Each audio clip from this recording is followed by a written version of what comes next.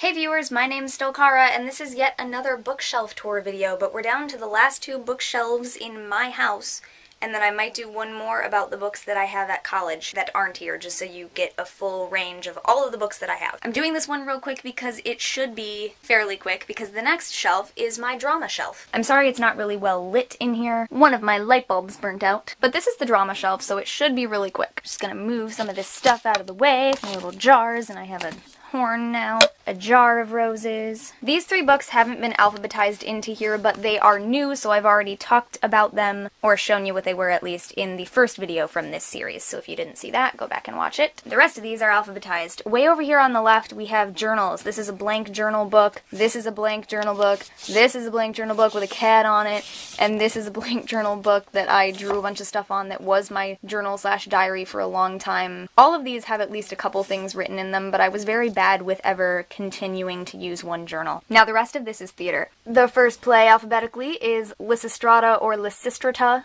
by Aristophanes. Really great. If you guys haven't read it, it is very risque, kind of inappropriate, and I think a lot of kids when they read it for the first time are surprised that this kind of raunchy humor existed in the Greek times and like when theater began. But it did, and that's where it all came from, and that's what theater's about. The Empty Space by Peter Brook is kind of a theater theory book, really. It was required reading for my directing class. It talks about looking at theater from different points of view, so that's definitely a theater nerd book. Four Great Plays by Chekhov includes Three Sisters, The Cherry Orchard, Uncle Vanya, and The Seagull. I have not read all of these. In fact, I think I've only read The Cherry Orchard, and that's because I did a scene design project for it, and it was required for one of my other theater classes, like maybe directing, I don't remember. Cloud 9 by Carol Churchill is a play that I co-stage managed last year, and so this is the Sam French paperback copy version. Three Noel Coward plays, Blithe Spirit, Hay Fever, and Private Lives. I've read a play that includes a parody of Private Lives, but I haven't read any of these, actually, and Blithe Spirit is a very popular one for high schools to do, so I'm surprised that I haven't read it yet. But I got this from Half Price Books because I know that those are plays that I should know, so I need to read that. The Beggar's Opera was actually required reading for my 18th century Brit Lit class last year. It's by John Gay, and it is very good. This is one of many copies of Hamlet, but I'm going to get it out of the way because we'll get to that later. She Stoops to Conquer and The School for Scandal. Two plays in the same book. She Stoops to Conquer was something that I read in 18th century Brit Lit, I think. Or, no, my bad, it was for theater readings. I get really confused about what I've read when, but anyway, I got those at Half Price Books, I think, or at a garage sale. Four major plays by Henrik Ibsen, A Dollhouse, The Wild Duck, Hedda Gabler, and The Master Builder. I have read A Dollhouse. I haven't read the other ones yet. The Crucible by Arthur Miller. I also have not read or seen this yet, but I know some scenes from it. Got that from a garage sale or Half Price Books. The Sting is a play that I was in high school. It's by David Rogers, and I think there's a movie or something like that now, right? Yeah, it's based on the screenplay. My part in that play was actually a part that doesn't exist in the movie. I was a reporter. It's a part that only exists in the play. Cyrano de Bergerac,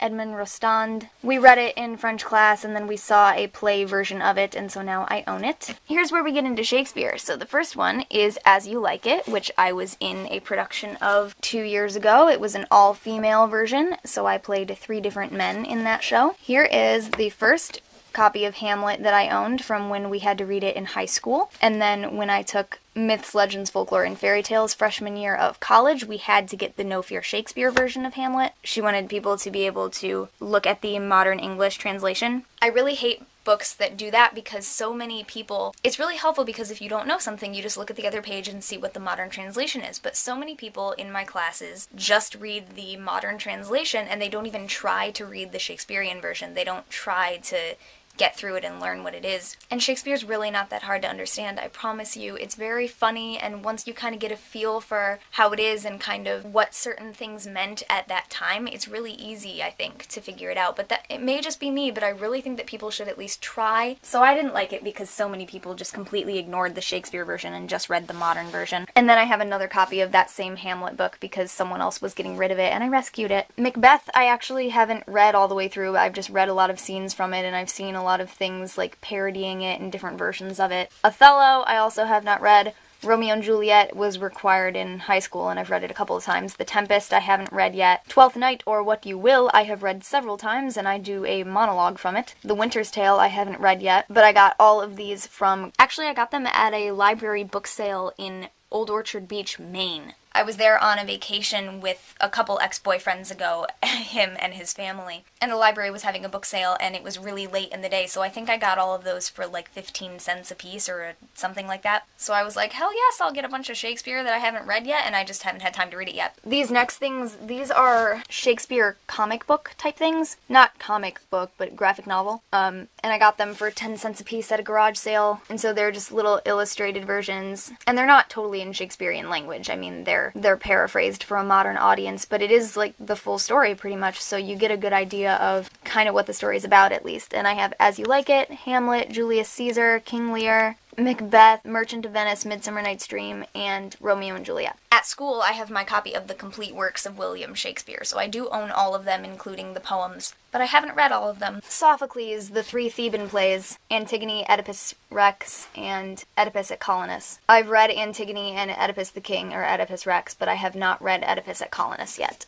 Rosencrantz and Guildenstern are dead. I read it in high school, we watched the movie, and it's just absolutely wonderful. I had to own my own copy. It's by Tom Stoppard. It's another Hamlet story, but it's from the point of view of Rosencrantz and Guildenstern. I think you can find the movie on YouTube. The Playboy of the Western World by J.M. Singe is a play that I had heard of when I found this at a garage sale, so I bought it. I believe I got it in Maine with the other Shakespeare stuff, but I haven't read this play yet. Our Town by Thornton Wilder. I have a monologue from that too, so I have read that, and I really enjoy it. 8 great comedies. Aristophanes' The Clouds, Machiavelli's Mandragola, Shakespeare's Twelfth Night, Moliere's The Miser, John Gay, Beggar's Opera, Oscar Wilde's The Importance of Being Earnest, Anton Chekhov's Uncle Vanya, Bernard Shaw, Arms and the Man. Of these, I have read Twelfth Night. The Miser was required once, but I don't think I finished it. I've read The Beggar's Opera. I've seen The Importance of Being Earnest, a couple of different versions, the one that my college did, and then the movie version by the BBC. And that's it.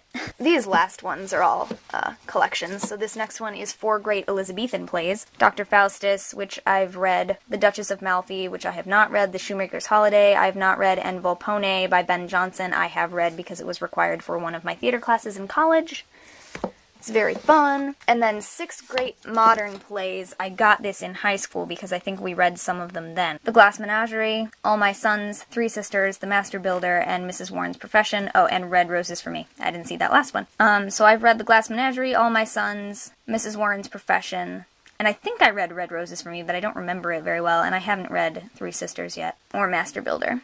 But I have other copies of both of those. And it was because of the plays and having duplicates of so many things that I started spreadsheets for all of my library. So I have an Excel spreadsheet on my computer, and each page is a different section. I have one that is drama, one that is reference books, one that's my fiction, and then one nonfiction. So I literally started an Excel document to list all of the books and plays and things that I have so that I know how many copies of a certain one I have. Because I plan on having a big library in the future, and I know that I'm probably going to be loaning out books like I already do now. So I want to be able to know how many copies I have at any given time and what book they're in. So that's my drama shelf, and there's just one more shelf to do from the books that are here, and then we're almost done with this whole series. So thank you very much for watching. I hope that everything has been somewhat interesting for you guys to find out what is on my shelves, and I will see you in whatever the next video on this channel is. Thank you again very much for watching, and I'll see you next time. Bye!